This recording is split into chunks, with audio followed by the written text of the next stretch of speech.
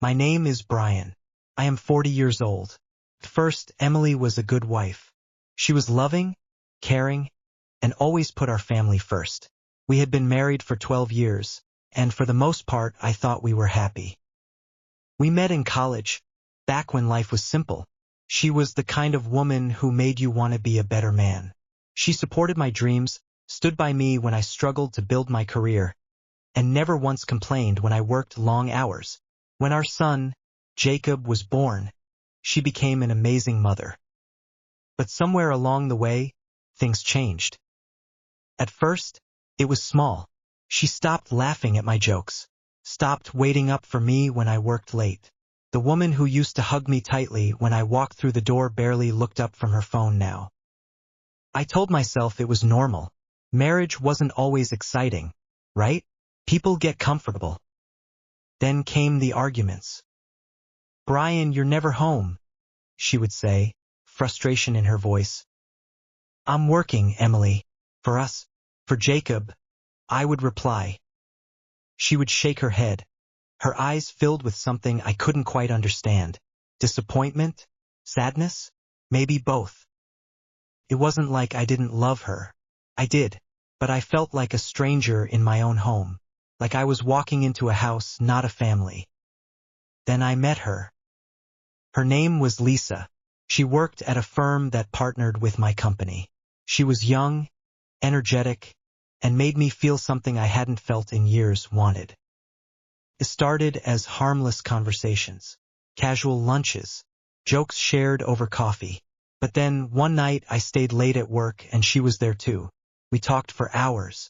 She listened in a way Emily hadn't in years. She made me feel important, alive. One thing led to another, and before I even realized what was happening, I was in a hotel room with her. The guilt was instant. Lying in bed beside Lisa, staring at the ceiling, I felt sick. What had I done? I went home that night, and when I walked in, Emily was asleep on the couch with Jacob in her arms. I stood there, watching them, and for the first time in years, I felt like a monster. But I didn't stop. Lisa became my escape. With her, I didn't have to deal with the tension at home, the silent dinners, the forced conversations. With her, I felt free. Until the night Emily found out. It was a Saturday. I was in the shower when I heard the bathroom door open. My phone was on the counter, and before I could react, Emily had picked it up. Silence. Then her voice, barely above a whisper. "Who is Lisa?" My stomach dropped. I turned off the water, wrapped a towel around my waist, and stepped out. She was standing there, holding my phone, her hands shaking. "Emily." "Don't lie to me, Brian." She cut me off. Her voice was steady, but her eyes, they were filled with pain. "Tell me the truth." I had two choices. I could lie, try to cover it up, but the look on her face told me she already knew. So I told her everything. She didn't yell. She didn't cry. She just stood there, nodding slowly. Then she walked out of the bathroom, out of our bedroom, and out of my life. The next few days were a blur. She packed a bag and took Jacob to her mother's house. She wouldn't answer my calls, wouldn't respond to my messages. I lost my family in a single night. And Lisa, she didn't matter anymore. I didn't love her. I never did. I spent weeks trying to fix what I had broken, but some things can't be undone. Some betrayals cut too deep. One day, Emily agreed to meet me. We sat across from each other in a coffee shop, the same one where we had our first date. "Why, Brian?" she asked. Her voice was tired, drained. I opened my mouth, but no words came out. Because I was selfish? Because I felt lonely? Because I was too much of a coward to face our problems? None of those answers would take away her pain. "I don't know," I finally said. She nodded, as if that was the answer she had expected. "I loved you," she whispered. "I fought for us, but you threw us away." I wanted to tell her I regretted it, that I would do anything to turn back time. But I didn't deserve her forgiveness. The divorce papers came a month later. I signed them with shaking hands, knowing I had lost the best thing in my life. Now I live alone. I see Jacob on weekends. Emily has moved on, and she deserves to be happy. As for me, I wake up every day with the weight of my choices. I cheated on my wife. And it cost me everything. I thought the regret would fade with time, that eventually I'd move on, rebuild, maybe even find happiness again. But some mistakes don't just disappear. They follow you. They haunt you.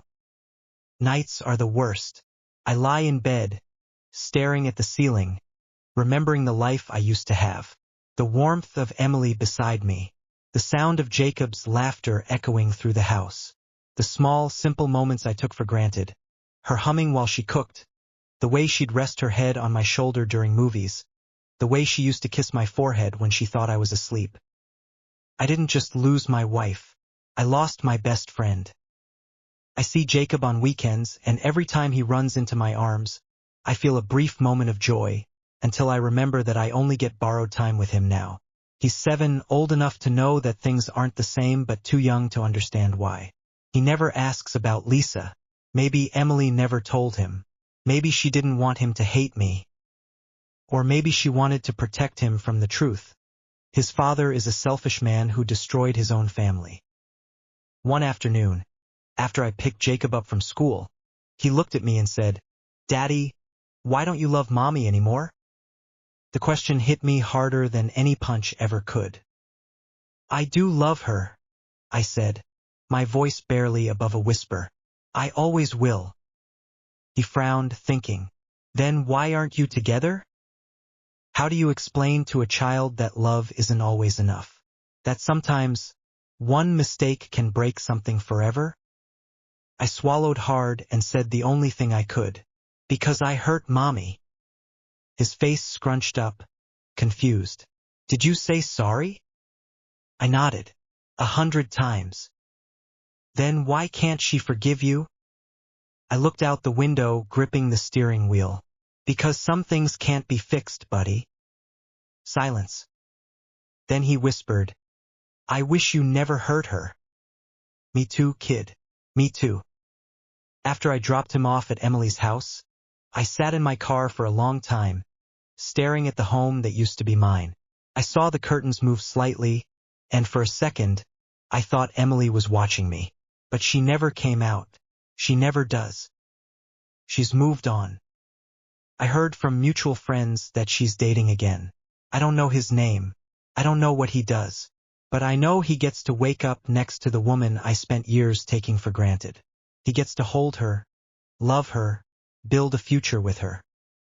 And me? I get to live with the weight of my choices. People say time heals all wounds, but I don't think that's true. Some wounds don't heal. Some stay open, reminding you every single day of what you lost. I cheated on my wife. And I will spend the rest of my life paying for it. Months passed, then a year, but the guilt never faded. I tried to move on. I really did. I focused on work, hit the gym, even forced myself to go on a few dates. But every time I sat across from a new woman, I found myself comparing her to Emily. She didn't smile the same way. She didn't have that gentle look in her eyes when she spoke about her family. She didn't know me the way Emily did. So I stopped trying. I threw myself into fatherhood instead. If I couldn't be a good husband, I would at least be the best dad I could be. Jacob was growing up fast. He had Emily's eyes, her kindness, her patience. But there were times I saw pieces of myself in him, and it scared me. I didn't want him to make the same mistakes I did. I didn't want him to grow up thinking love was something you could throw away and expect to get back. One evening, while I was helping him with his homework, he asked me something I wasn't prepared for. "Do you still love Mommy?" I froze, gripping the edge of the table. "Of course, buddy." "Then why did you make her cry?" I looked down, shame filling my chest. "Because I was stupid," I admitted. "And sometimes, When you hurt someone too much, saying sorry isn't enough. He stared at me for a long time, then said, "If I say sorry when I do something bad, you always forgive me." I forced a sad smile. It's different with grown-ups. He thought about that, then went back to his math problems. But I knew the conversation would stay with him, just like it stayed with me. A few weeks later, I got a text from Emily. "Can we talk?" My heart pounded. For a moment I let myself hope. Maybe she wanted to try again. Maybe she missed me. Maybe she was ready to forgive. I was wrong. When we met, she was calm but distant. We sat across from each other at a quiet cafe, the same way we had during our divorce meeting. "I'm getting married," she said. Felt like the air had been sucked out of the room. I gripped my coffee cup tightly, forcing myself to keep a neutral face. "To who?" I asked, though I wasn't sure I wanted the answer. "His name is Daniel. He's good to me, Brian." She hesitated. "Good to Jacob." I nodded slowly, the words cutting deeper than I expected. I should have seen it coming. I should have prepared myself for this moment. But nothing could have softened the blow. "I didn't want you to hear it from Jacob," she continued. "I thought it was better if it came from me." I swallowed hard. "Does he make you happy?" Her eyes softened, and for a moment, I thought I saw a hint of sadness in them. "Yes." I looked down at my hands. This was it, the final confirmation that I had lost her forever. "I'm happy for you," I lied. She nodded, as if she knew I didn't mean it. "Thank you." We sat in silence for a while, both knowing there was nothing left to say. Then she stood up, gave me a small smile and walked away. And just like that, the last piece of hope I had been holding on to disappeared. That night, I sat alone in my apartment, staring at an old picture of us. A younger, happier version of ourselves. A time before mistakes, before regret, before I destroyed everything. I whispered the words I should have said a long time ago. "I'm sorry, Emily." But it was too late. It had always been too late.